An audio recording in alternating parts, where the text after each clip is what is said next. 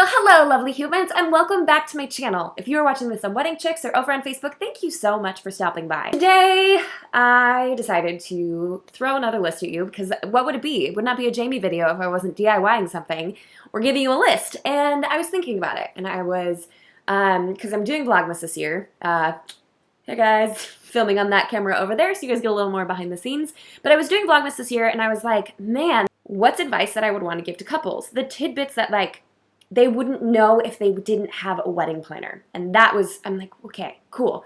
What advice can I give to couples if they don't have a planner to help them out along the way? The little tidbitty things, not the big grand scheme things that I oftentimes share on this channel, but like the little things that I've picked up along the way or that I've learned throughout my time as a wedding planner. And I figured I'd share them with you guys because it's difficult to remember each and everything.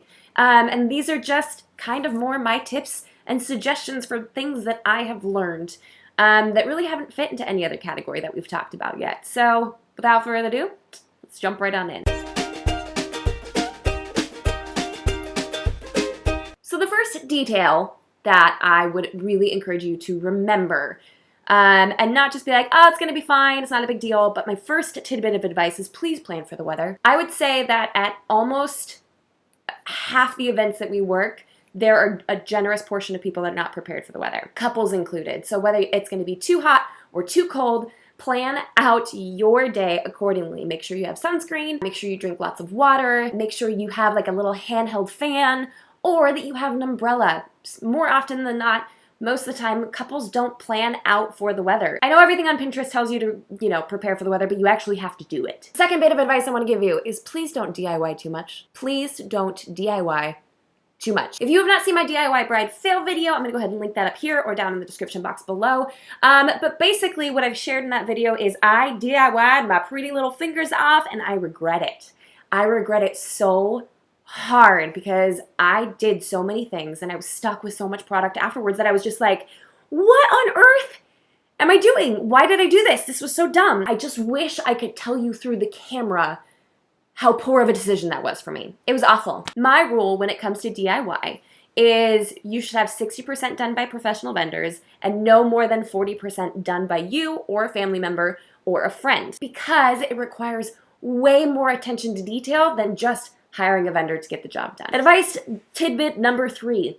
Please practice walking with your veil. Please, especially if it's cathedral length. We had an experience once where a bride hadn't practiced with it, and I had never thought of this. It wasn't a big deal, but it turns out there was beading all on her veil, and it got caught in the grass as she was walking. So you could bet your bottom dollar that I was chasing after her, holding on to the end of her veil like a little hermit crab, trying to stay out of all of the photos, but make sure her hair didn't get yanked out by the landscaping. So if you have a super long veil, or just a veil in general, just try it on. Just make sure you walk around in it for a while because you don't want to go bald on a certain part of your head on your wedding day. Advice number 4, you can book things last minute. There's this big sense of urgency when it comes to booking vendors. Like you need to have your vendors booked 12 months in advance. And that tends to be the magic number that all of us use in the wedding planning industry because it's a pretty good rule of thumb. But that is not to say that if you have a 6-month engagement, a 3-month engagement, or even a 1-month engagement that you can't book high quality vendors. I'm telling you, it can happen. You can definitely find some amazing vendors out there that you've booked 2 weeks in advance. I personally have been booked, I think the latest I've been booked was about 3 weeks before an event. And that for me feels super last minute. I was like, oh my gosh, I need so much information. Oh, and turns out they had decided to get married a lot sooner than they originally planned. And so they had to find all of their vendors in about a 6-week time frame. That for me would feel stressful, but they still found an amazing crew of people. Amazing vendors. I was wowed by each and every single one of them. And when I'm working with clients and they want to find a new vendor at the very last minute, guess what? We can find an amazing photo booth that I guarantee you is available on your wedding date. If something happens with your photographer and they can't make it, then I guarantee you we're going to find an excellent replacement. So even if you don't have 24 months or 12 months or 10 months or even 6 months to plan your wedding, please don't be discouraged. Know that you can still book such quality vendors for your wedding day, and you are not settling because you have a shorter time frame. Sure, you're gonna have to hustle a lot more, and you're gonna have to research the heck out of things because there's going to be less options available, but that doesn't mean that the ones that are left are not great. Advice tidbit number 5, always have a 4-week RSVP window. I don't think I've brought this up before. I may have. Oh well, let's talk about it again. So the reason that you need to have your RSVPs in a month before your wedding day is everyone in the last 2 weeks is going to start asking what your head count is. What's your final head count? What's your final head count? Okay, how many chairs do you need? How many servings are we having of the chicken and of the beef? So having your RSVP date 30 days in advance from your event gives you plenty of time to chase down all of those stragglers that you know are going to happen, because we've talked about it here before. You know you're going to have to chase down some people and be like, hey, are you coming? No? Or you can do that awesome thing that I've seen is if you don't RSVP by October 1st, bring a sandwich and a chair. Great. Freaking love that. Please someone do that on their invitation and then let me know in the comments below. Or if you did something similar, like RSVP or bring your own food and your own seat. Okay, cool, thanks, bye. But you should not have anything shorter than that, because you will be scrambling at the last minute, or you'll be paying for more meals than you need or more chairs than you need. So always, always, always have a 4-week RSVP window. Tidbit number 6, it's okay to change your mind. Know that your vendors are not gonna rake you over coals if you decide that you don't want to use peonies anymore. Unless they've already placed your floral order, they can make those adjustments for you. Don't feel like you're locked into these things, because if you decided your color palette 12 months ago and now you're 6 months into it and you starting to hate it, you can change your mind. As long as you haven't put large amounts of money towards those things. I mean, obviously use your own wisdom about it, but oftentimes I feel like people think once they've said a certain thing to a vendor, they have to stick with that. No, that's not the case at all. I've had brides make very last-minute adjustments and it's gone perfectly fine. Now, the areas that doesn't quite work is when you want to switch vendors, and then you have the whole non-refundable deposit situation, that gets sticky. But when it comes to the flow of your event, you know, if you decide that you don't want to do a bouquet toss at the last minute, cut it. It's fine. You are not cemented into any of those decisions. So if something starts to make you feel uncomfortable or you don't like the idea of it, know that you can change it to suit exactly what you want. Maybe not exactly, but like within reason. Just know that like it's okay to ask to switch stuff up. Tidbit number 7. I've talked about this before. I have. You've heard me say this. Please hire people you like. Please. It is of the utmost importance that you like your vendors. I know firsthand as a bride, I wouldn't say I'd take every single vendor of mine out to dinner. Let's just put it that way. Like, I don't think we'd be friends on a normal life basis. And I felt that on my wedding day. I know that's the case for a lot of brides out there as well. Because no matter what, no matter how relaxed you are, no matter how stress-free your day is, it's full of heightened emotions. And if someone is annoying the heck out of you, you don't want to be around them. You are going to be spending a lot of time with these people, not just on your wedding day, but throughout the planning process. So make sure that they're people you want to spend time with. Yes, sure, they still need to have quality work, they need to be affordable, and they need to be understanding of your vision, but you gotta like them too. And that is a very important component, and that is a huge bit of advice that I always give to clients. Please like your vendors. Advice tidbit number 8, make time to be alone. Throughout the planning process, and on your wedding day. I know sometimes it feels like the wedding planning process is just crawling by and you're like, I'm so freaking done. I just want everything to be over, especially in the last 4 to 6 weeks.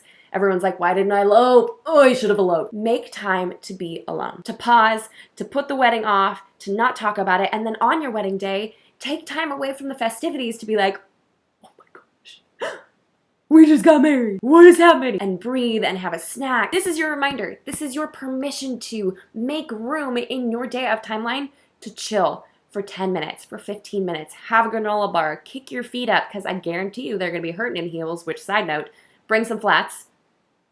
Please and thank you. But please make time to be alone on your wedding day, especially with your spouse, and just soak in those sweet, tender moments, and also so you can just kind of get away from other humans for a second. You know what I mean? Advice bit number 9. If you don't have a planner giving you this advice all the way along, then you don't know that you need to check in with your vendors. About 1 week out from your event, make sure to shoot them all an email if you have developed your own day of timeline, or if you've worked with your photographer or your day of coordinator, or even your DJ on putting something together.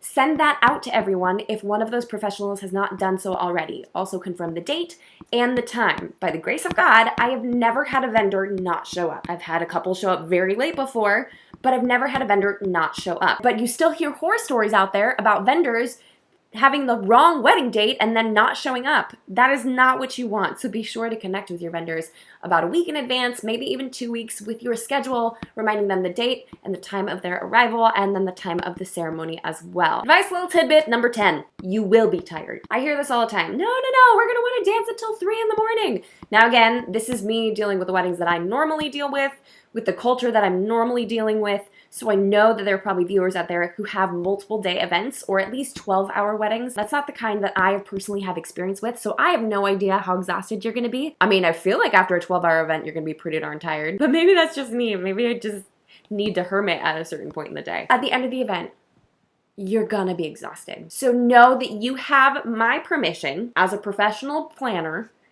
to leave early. If you have your grand exit set for 10:30 at night and it hits 9:45 and you're like, nah, bro, I'm done, leave.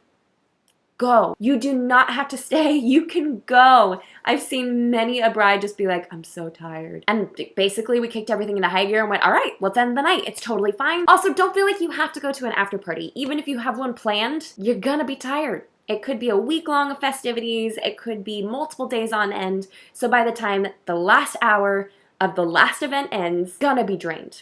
Whether it's from your crazy Aunt Sue or from the fact that you've been wearing 6-inch heels all day, give yourself grace and understand that you may not be the exact party animal that you think you're gonna be. And lastly, number 11, stop and take a look around. Throughout your planning process, at your rehearsal dinner, during your ceremony, and throughout the rest of your reception, just stop yourself every once in a while and just look around, taking it all in, because I will tell you from firsthand experience that it feels like everything is happening so quickly that you almost don't have time to process it all in your brain. So what you have to do is you have to make yourself stop what you're doing and just look around. Now, obviously don't do that in the middle of the first dance. Be like, I gotta stop and look right now, and like turn into an ironing board and just stare at people. But during dinner or during toasts or right before your grand entrance, whatever it happens to be, or before your grand exit, stop and take a look around and just take it all in, because these are moments that you're gonna want to store in your brain for the rest of your life. So that's what we have for today, folks. Thank you so much for stopping by. I know this list felt a little bit random, but I feel like